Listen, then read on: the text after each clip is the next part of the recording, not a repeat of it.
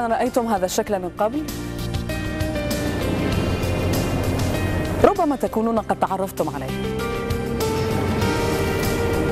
حسنا، لن أدعكم تخمنون أكثر.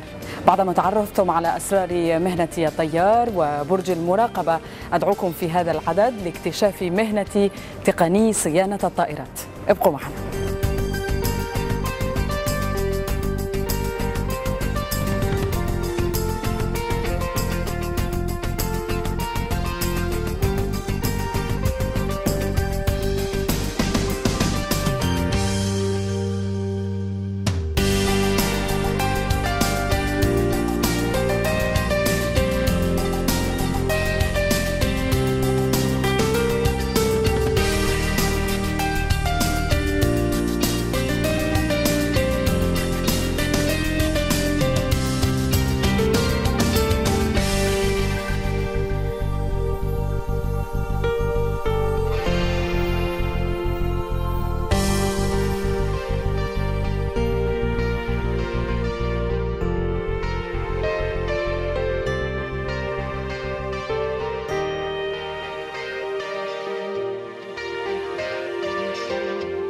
On ne peut pas se permettre des erreurs par rapport à ça.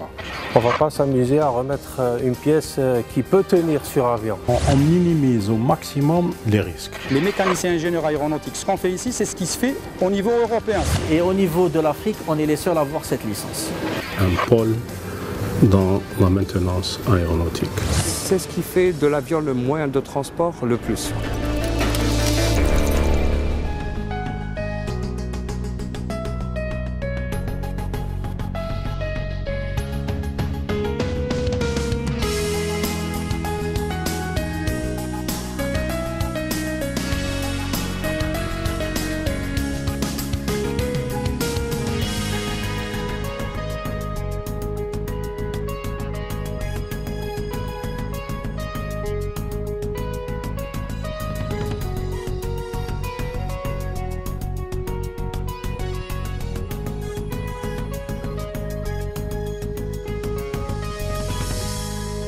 Air Algérie, dans le cadre du plan de modernisation, a prévu de préparer des partenariats avec différents partenaires connus, et notamment les grandes compagnies. Il y a déjà un protocole d'accord qui a été signé avec Rolls-Royce, et Rolls-Royce est connu à travers le monde. Donc il y aura d'autres accords qui vont être signés avec de gros constructeurs. En plus de ces investissements, le personnel qui est sorti des écoles algériennes, des universités algériennes, il y a eu un investissement sur ce personnel. Il y a eu de la formation. Il y a eu de la qualification. Les gros constructeurs, qui disent on est qualifié sur cet avion. Qui disent un équipement, on est qualifié sur l'équipement. Le travail, il est difficile, il est ardu. Pour former un technicien, il lui faut, après le recrutement, il lui faut entre 3 et 5 ans pour lui permettre de travailler sur avion, de signer ses documents et de travailler sur avion. Donc le travail, il n'est pas facile, il est très réglementé par rapport aux autorités. On ne peut pas se permettre des erreurs par rapport à ça. Surtout par rapport à la sécurité, pour ça, Air Algérie a investi dans ce sens. On minimise au maximum les risques.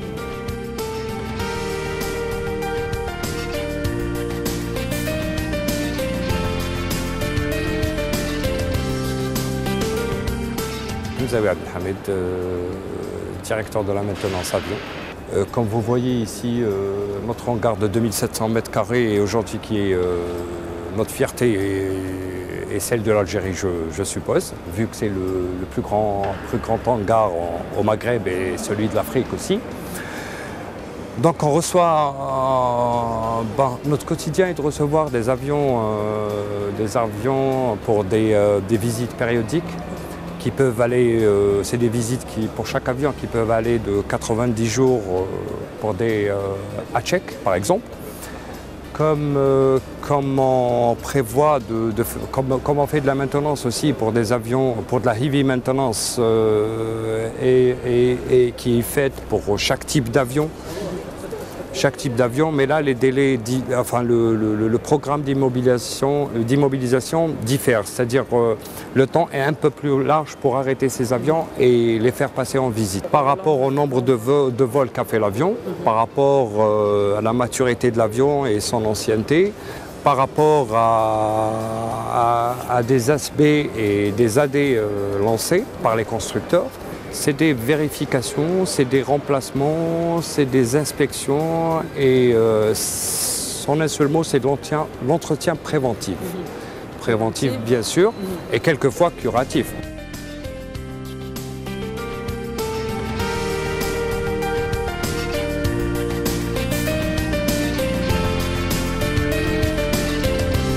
Monsieur Ouazar Dilab, chef d'équipe aéronautique. Le métier de mécanicien d'entretien aéronef ou d'entretien avion, en général, c'est un métier très spécifique. C'est un métier qui est du côté réglementaire, très réglementé, très codifié. D'ailleurs, nous avons à l'échelle internationale, nous avons l'organisme de l'OACI, qui est une entité des Nations Unies, qui a 11 annexes. L'annexe 1, elle parle du métier de mécanicien. À l'échelle régionale, on va parler de l'Europe, il y a l'autorité européenne qui est l'ISA. Nous, en tant qu'organisme de maintenance aéronautique d'Air Algérie, nous avons souscrit à un agrément qui est le Part 145. C'est un agrément et un label en même temps qui nous permet de travailler sur nos avions et même des avions de compagnies étrangères. À l'échelle nationale, nous avons deux choses très importantes. Nous avons le décret exécutif 04414 qui traite justement du métier de mécanicien. Il exige l'obtention d'une licence avant de travailler sur un aéronef ou un élément d'aéronef. Ensuite, il y a la loi 9806. Cette loi, elle traite directement du côté pénal dans notre métier, vu que l'objectif numéro 1 du métier de mécanicien d'ingénieur aéronautique, l'objectif numéro 1, c'est la sécurité des passagers et des équipages. Notre métier, c'est la sécurité. Pour cela, nous avons la loi 9806 qui dit dans un article, par acte ou omission, on peut être poursuivi pénalement. C'est-à-dire un mécanicien qui fait une erreur, il y a des vies derrière, on peut être poursuivi pénalement. À l'échelle entreprise, à Air Algérie, nous avons une sous-direction qualité qui donne des habilitations personnelles. C'est-à-dire chaque mécanicien ou chaque ingénieur aéronautique, au moment d'intervenir sur un avion ou un accessoire, il doit avoir sa griffe personnelle, son habilitation, et il signe chaque opération qu'il effectue.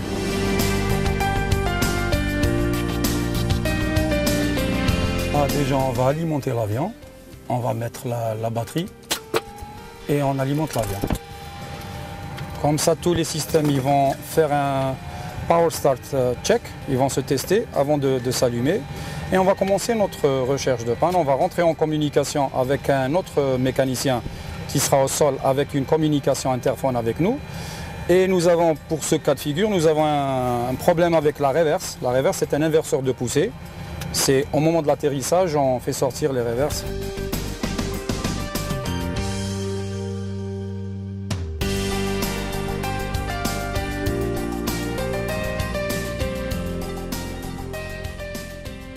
Alors les entretiens préventifs se font avant chaque vol et on appelle ça, c'est des pre-flight checks, c'est des visites pré-vol. Il y a des daily checks qu'on fait chaque 36 heures, des weekly checks qu'on fait one week, c'est-à-dire chaque semaine. Et bien sûr, après, au niveau de l'hangar, on commence à partir des A-checks, comme j'avais dit tout à l'heure, c'est à partir de 90 jours d'exploitation d'un avion. Pour les checks A, on va prendre l'exemple de cet avion qui est juste en face. C'est un Boeing 737-800. Il est là. C'est une check A plus B, un petit peu plus lourde. Ça prend 3 jours. Pour les checks A, c'est 2 jours. Là, l'avion qui est à côté, le Juliet uniforme, par exemple, il est là pour une C-check. La C-check, c'est entre 20 jours et 30 jours. Tout dépend de l'état de vieillissement de la machine, de l'âge et des cartes qu'on demande.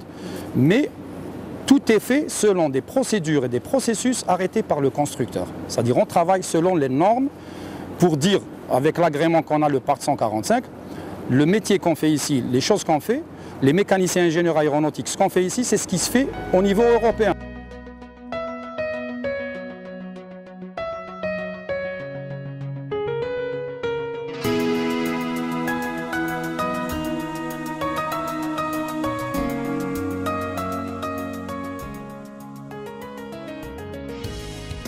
Le pilote, le commandant de bord, sinon son copilote, ça c'est des exigences réglementaires.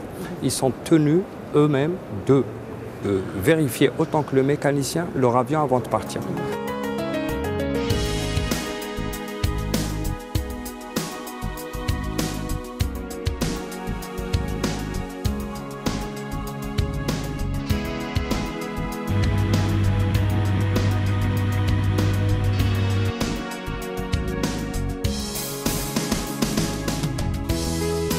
C'est ce qui fait de l'avion le moyen de transport le plus sûr.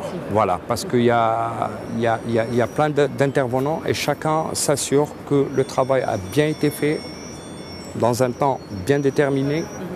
Et s'il y a lieu d'intervenir, qu'ils interviennent bien sûr pour éradiquer ou pour traiter ou corriger l'anomalie ou le defect qu'ils trouvent sur place.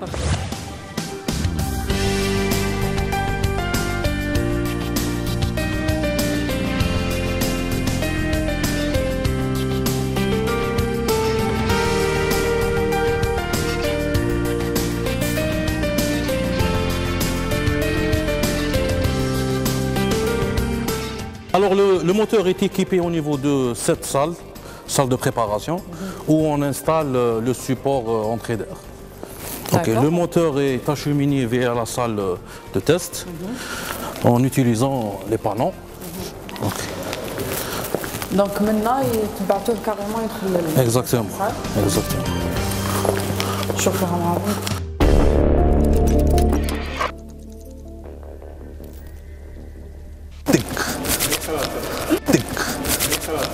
علاش؟ عندها عملت مليح. كنت حنقول قلت له تخمينون، قال لي تخمينون هذه مش عربية، عملت قال لي تخممون. قلت له حبيت تردني كيما تجوزها. ديروا لنا مشكل يقول لك على مستيتو.